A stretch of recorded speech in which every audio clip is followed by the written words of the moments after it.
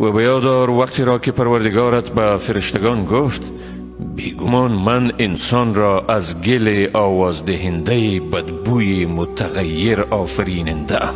پس چون پیکر او را راست کردم و در آن از روح خود دمیدم، پس به او سجده کنان بیفتید. پس همه فرشتگان یک جایی سجده کردند جز ابلیس که ابا ورزید از آن که با سجده کنندگان باشد.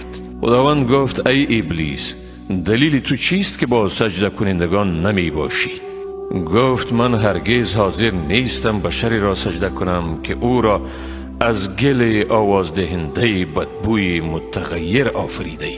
خداوند گفت از آنجا بیرون شو، زیرا تو رانده شده ای و بیگمان تا روز قیامت بر تو لعنت است. گفت ای پروردگار من، پس مرا تا روزی که مردگان برانگیخته شوند مهلت ده. خداوند گفت پس بیگمان تو از جمله مهلت یافتگانی تا روز وقت مقرر شده، یعنی قیامت.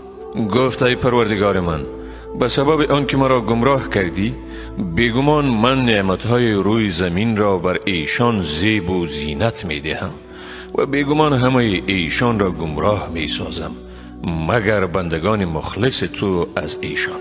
خداوند گفت این روش بندگان صالح راهی است راست بر من، یعنی بر خود لازم گرفته ام که این بندگان را رهیاب سازم.